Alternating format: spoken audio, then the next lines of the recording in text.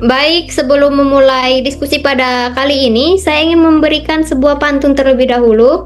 Mohon Bapak Ibu menjawab cakep di akhir kalimat ya. Pergi ke taman memetik melati, Cakep. Cakep. singgah sebentar membeli delima. Cakep. Mari berbincang penuh inovasi tentang tata kelola yang cerdas bersama. Assalamualaikum warahmatullahi wabarakatuh. Waalaikumsalam. Waalaikumsalam warahmatullahi wabarakatuh. Halo, selamat datang di dalam diskusi kelompok kami dengan tema Good Practice versus Bad Practice dalam mewujudkan Smart Governance. Perkenalkan, saya Fiska Aprilia. Saya merupakan calon perencana ahli pertama di Dinas Pendidikan Kabupaten Belitung Timur. Pada kesempatan kali ini, saya akan bertindak sebagai moderator yang akan memandu jalannya diskusi. Diskusi kita pada kali ini akan dilakukan bersama rekan-rekan satu kelompok saya, yaitu yang pertama ada Bapak Junizar, yang merupakan calon pengawas bibit ternak ahli pertama di Dinas Pertanian dan Pangan. Selamat siang Bapak. Selamat siang Bu, gimana kabarnya? Alhamdulillah baik, terima kasih Bapak atas waktunya. Kemudian ada Ibu Rahayu Afani, yang merupakan calon pengendali organisme pengganggu tumbuhan ahli pertama di Dinas Pertanian dan Pangan Kabupaten Belitung Timur. Selamat siang Ibu. Siang, Rizka. Baik, terima kasih Ibu. Selanjutnya ada Ibu Fianurini yang merupakan calon perencana ahli pertama di Dinas Pendidikan Kabupaten Belitung Timur. Selamat siang Ibu. Ya, siang Bu. Baik, terima kasih atas waktu dan kesempatannya Bapak Ibu sekalian. Pada diskusi kali ini kita akan membahas tentang praktik baik dan buruk dalam penyelenggaraan pemerintahan, khususnya dalam upaya mewujudkan good governance. Untuk mengawali diskusi kita pada hari ini, baik kita akan mulai dengan pembahasan bad practice. Kita akan bertanya terlebih dahulu dengan Bapak Junizar. Apa saja contoh bad practice yang pernah terjadi dalam pelayanan publik atau tata kelola pemerintahan, Bapak? Ya Ibu, untuk bad practice sendiri sebenarnya ada beberapa kasus di negara kita ini. Tapi kalau saya mengambil contoh itu tentang gratifikasi Bu. Karena beritanya juga masih hangat, itu pada Februari 2026 yang lalu, itu KPK melakukan operasi tangkap tangan terkait dugaan suap dan gratifikasi dalam proses impor barang di lingkungan Direktorat Jenderal Bea dan Cukai. Itu di kasus tersebut, pejabat dari Direktorat Bea dan Cukai dan pihak swasta diamankan dan sebagian ditetapkan sebagai tersangka. Nah, itu menunjukkan bahwa praktik gratifikasi itu bisa merusak integritas pelayan publik yang harusnya adil dan transparan. Itu jadinya dipermudah kalau ada gratifikasi itu. Kayak gitu sih Bu. Oke, baik Bapak. Dari kasus tersebut kira-kira apa penyebab utama terjadinya bad practice dalam hal tersebut, Pak? Kalau penyebab kita buat dari dalam 3 penyebab sih. Kalau saya yang pertama itu karena adanya konflik kepentingan antara petugas pelayanan dengan pihak yang dilayani. Jadi yang harusnya sesuai dengan prosedur atau regulasi, karena ada gratifikasi jadi lebih mudah dan lebih cepat.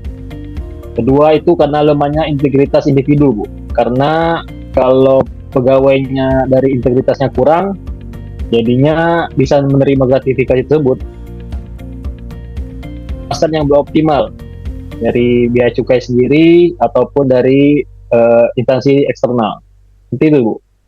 Baik Bapak, terima kasih. Mungkin Bapak bisa sekaligus menjelaskan bagaimana cara mencegah agar praktik buruk tersebut tidak terulang kembali Bapak di masa depan. Kalau upaya pencegahan sebenarnya beberapa kali sebenarnya sudah dilakukan oleh pemerintah Indonesia. Kalau saya membaginya ya di 2 sih Bu, internal dan eksternal. Internal itu masing. Jadi kalau integritas dari setiap individu itu kan beda-beda ya.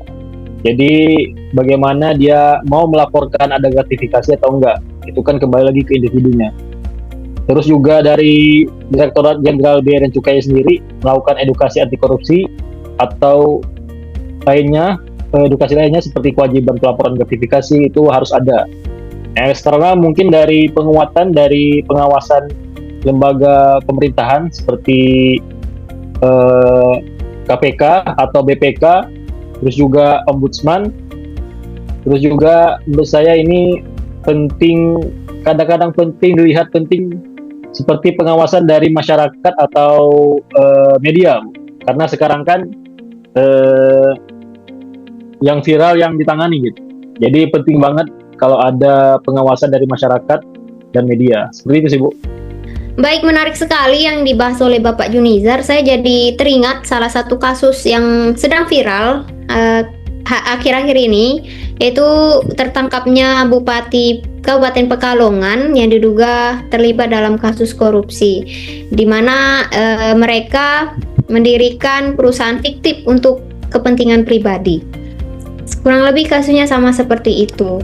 Oh iya. Baik, ya. Juga ada membaca kasus tersebut sih. Dan menurut Ibu, kira-kira apa ya penyebab terjadinya kasus tersebut? Penyebab kasus tersebut bisa jadi karena yang pertama lemahnya integritas dan akuntabilitas pejabat publik tentu saja. Kemudian lemahnya sistem pengawasan internal, juga adanya konflik kepentingan dalam pengambilan keputusan, serta belum optimalnya penerapan prinsip smart governance. Seperti Ibu Pin. Ya. Saya juga sempat mendengar sedikit Ibu kasus tersebut. Kira-kira bagaimana mencegahnya agar tidak terulang kembali ya Bu? Sebenarnya upayanya itu bisa diterapkan dalam semua bad practice yang telah terjadi di instansi pemerintahan, yaitu salah satunya menguatkan sistem merit dalam manajemen ASN, kemudian penguatan digital governance dalam proses pengadaan barang dan jasa tentu saja, kemudian penguatan peran pengawas internal dan pengawasan budaya integritas ASN, Ibu Rahayu. Baik, dari sini kita bisa belajar bahwa bad governance ini merupakan salah satu PR untuk semua instansi pemerintahan yang ada di Indonesia. Tapi di samping itu kita juga punya good practice tentu saja dalam instansi pemerintahan. Mungkin Ibu Fin bisa memberikan contoh dari pengalaman, mungkin dari media atau kebijakan pemerintahan lainnya, Ibu. Ya Ibu, ada salah satu contoh good practice yang bisa kita kembangkan ya di daerah kita.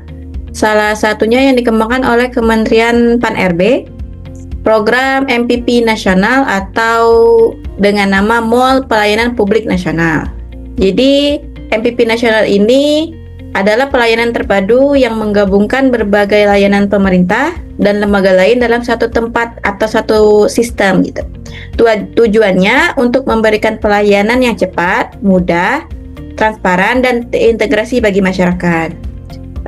Dan ini sudah dilakukan sejak tahun 2018 Ibu oleh Kementerian Pan-RB, dan sejak tahun 2024 sudah terdapat sekitar 206 MPP nasional di seluruh Indonesia.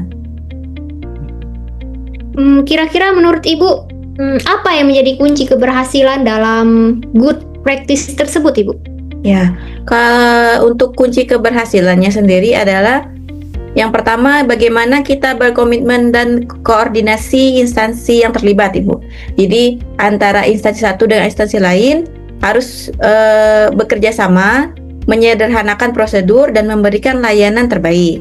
Yang kedua itu adanya pemanfaatan teknologi digital, di mana untuk mempercepat proses dan meningkatkan transparansi serta memudahkannya akses oleh masyarakat. Yang ketiga, untuk mendukungnya adanya SDM yang berkompeten, di mana itu akan memberikan pelayanan yang ramah dan profesional.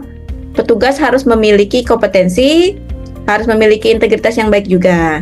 Semua ini bertujuan untuk MPP yang fokus pada kepuasan masyarakat, di mana kita memberikan kemudahan, kenyamanan, dan kebutuhan masyarakat dengan pelayanan yang terbaik. Baik, menarik sekali ya Bu, dari cerita Ibu, dari pengalaman yang Ibu sampaikan. Saya bertanya, bagaimana praktik baik ini dapat dikembangkan atau diterapkan dalam instansi lainnya, terutama khususnya di Kabupaten Belitung Timur sendiri, Bu? Iya Bu. Jadi sebenarnya untuk penyelenggaraan MPP nasional ini sendiri sudah diatur oleh Perpres Bu nomor 89 tahun 2021. Nah, didukung juga oleh Undang-Undang nomor 25 tahun 2009 tentang pelayanan publik, di mana peraturan ini itu mendorong agar setiap kabupaten atau kota memiliki MPP sebagai bagian dari peningkatan pelayanan publik. Bagaimana cara kita memperluas program ini adalah berbagi praktik baik atau best practice. Kita menyebarluaskan pengalaman sukses MPP melalui forum diskusi, workshop, atau studi banding sehingga instansi lain dapat mengadopsi program ini. Ibu, terima kasih atas penjelasannya ya Bu. Mungkin bisa dilanjutkan dengan Ibu Rahayu Afani yang juga mungkin punya pengalaman tentang good practice di instansi pemerintahan Ibu. Baik Ibu, salah satu contoh nyata smart governance dari sisi good practice-nya ya. Mungkin bisa kita lihat dalam konteks pelayanan kesehatan, yaitu program cek kesehatan gratis. Mana salah satu good practice dalam program cek kesehatan gratis ini yaitu penggunaan platform digital untuk pendaftaran layanan kesehatan, yaitu melalui aplikasi Satu Sehat Mobile. Tentunya digitalisasi ini memberikan beberapa manfaat, yaitu memudahkan masyarakat mendaftar layanan kesehatan, kemudian mengurangi antrean di puskesmas, meningkatkan efisiensi pelayanan, dan mempercepat pengelolaan data kesehatan masyarakat. Hal ini menunjukkan bahwa telah dimanfaatkannya teknologi digital untuk meningkatkan kualitas pelayanan publik, yang merupakan salah satu karakteristik utama smart governance. Oke Bu, sama seperti Bu Fen tadi, saya ingin menanyakan tentang kunci keberhasilan dari praktik baik ini. Apa kira-kira Bu? Kunci keberhasilan program cek kesehatan gratis ini terdapat beberapa faktor yang menentukan, antara lain yang pertama kesiapan sistem digital kesehatan nasional, yang kedua kompetensi tenaga kesehatan di puskesmas, yang ketiga sosialisasi yang efektif kepada masyarakat, kemudian yang keempat koordinasi antara pemerintah pusat dan daerah, dan yang kelima monitoring dan evaluasi program secara berkala. Baik Ibu, terakhir saya ingin menanyakan praktik good practice dalam cek kesehatan gratis ini kira-kira dapat dikembangkan atau diterapkan juga di instansi atau unit kerja lainnya, khususnya di Kabupaten Belitung Timur Ibu. Kira-kira bagaimana?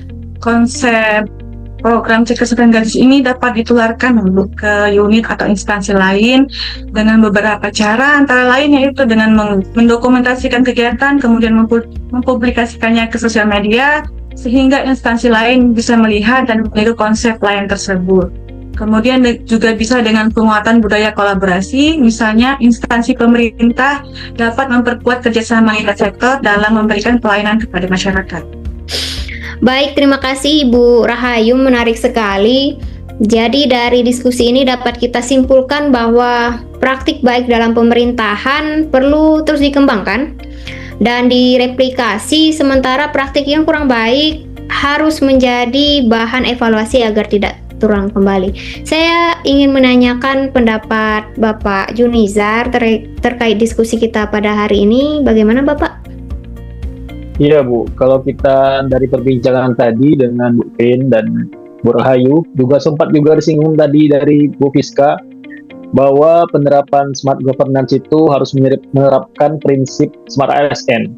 Jadi kalau berkaca dengan kasus yang saya bawa tadi, itu upaya pencegahannya bisa menjadi solusi juga, seperti dengan proses digitalisasi, sistem lebih transparan, mengurangi kontak langsung, tatap muka langsung, juga segala pencatatan juga tercatat, baik dokumen ataupun pembayaran.